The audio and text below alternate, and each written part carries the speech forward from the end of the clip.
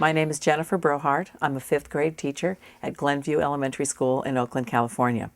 I teach reading, language arts, with an emphasis on social studies. Today you're going to see some of the work of my students, and I'm going to explore some of the lessons and the way that we teach them in our class. These are my 3 goals for historical teaching. Historical inquiry and discourse of the discipline, in that I want the students to understand how to write a historical argument with a claim and supporting evidence. And I want them to learn to read the content. There are 5 questions that guide my planning with any history unit. What do the students need to learn? What are they learning? How do I know that they're learning it? How do they demonstrate their historical thinking and their historical knowledge? What do I do if I can see that the students don't understand it? And that can either be not understanding the content, or that can be not understanding how to interpret it or evaluate their historical thinking. And then finally, how do the students show me what they've learned? And that's usually a final essay on the focus question of that historical unit. Since I have such a diverse student population, both in terms of second language learners and in terms of students with special needs, both learning disabilities and students with visual impairment, I need to assess student knowledge in a number of ways. One of the goals is to teach students the process of historical inquiry. One of the areas that you really have to look at is the discourse of the content area. History textbooks have their own particular language, their own use of prepositions, also their own language such as the word settlement or the word quartering, or some of the issues we'll look at today. The other issue that also poses problems for students is structure. In social studies, you'll often find sentences that are built on multiple prepositional phrases. And the students have to learn to analyze these phrases. They also have to learn to analyze them and use them in their own student writing.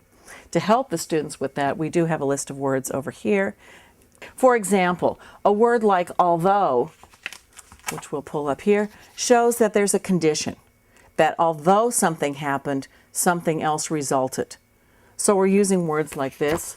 A big part of my history teaching is teaching students to read critically. This skill carries across throughout their curriculum. They're learning to use what they read and to construct an argument, so that reading now has a task. I can't say enough about the importance of oral discussions in a history classroom. They help students understand the question and they understand the reading material. Another important skill is to learn to evaluate while reading.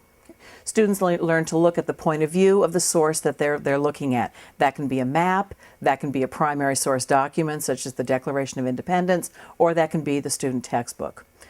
To guide my instruction, I always come up with a focus question. In this case, for the Causes of American Revolution unit, how did the colonists react to increasing British taxation laws, and how did this increasing anger toward the tax laws lead to the call for independence from Britain? You can see right here in the far left column are the standards that come from the California history frameworks. Over here is the student-friendly version of that same standard. So for example, the students can explain the Stamp Act and the reaction to it. They can explain the Townsend Act and again the reaction to it, the Coercive Acts and the Sugar Act. They can also explain the purpose moving into the writing of the Declaration, the different Congresses. As the students progress, they evaluate their progress. When they feel that they can explain the Stamp Act, they mark a yes, I can.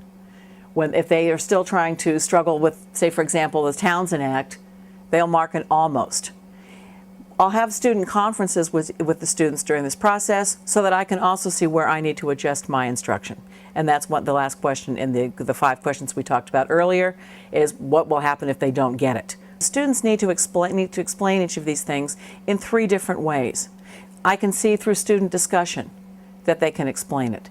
I can see through daily writing that we're doing, summary paragraphs, that they can begin to explain what each of these acts are. And then finally there's a multi-paragraph essay where the students need to address the Stamp Act, the Townsend Act, the Coercive Acts, and the Declaration of Independence, how that anger shows up in the Declaration itself. One of the things that's really key in my history classroom are reading strategies. The first one I'm going to show you is a thing that we've called Keep It or Junk It.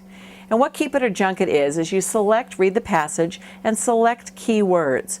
Those words that help you answer the focus questions, you keep.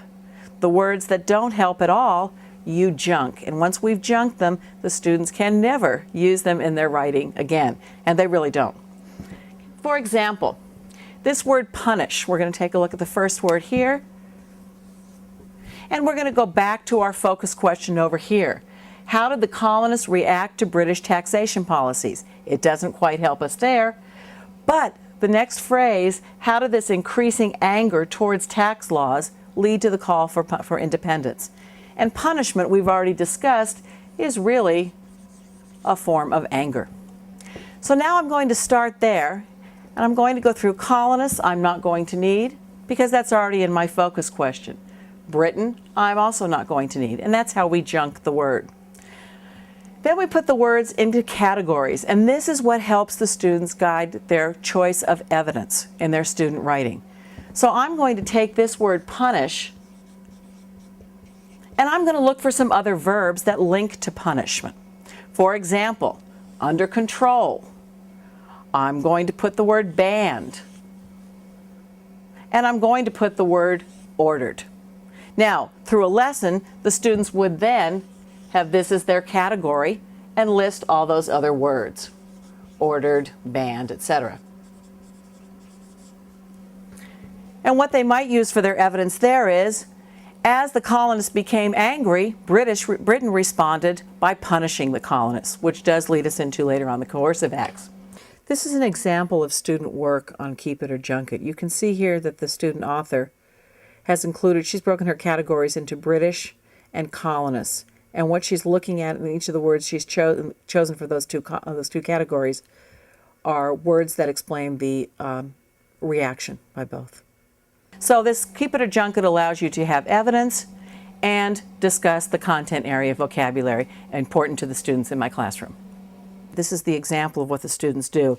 They put their key words that we've just selected from the board over here, and down below they write a summary paragraph with main idea and evidence. The summary paragraph is a strategy that we call writing to learn. So the students have examined the text, write it in their own paragraph structure form, and it's important to have that paragraph with the main idea and supporting evidence so that the students can then use this paragraph in their final piece, in their writing. Just as the students have evaluated the text in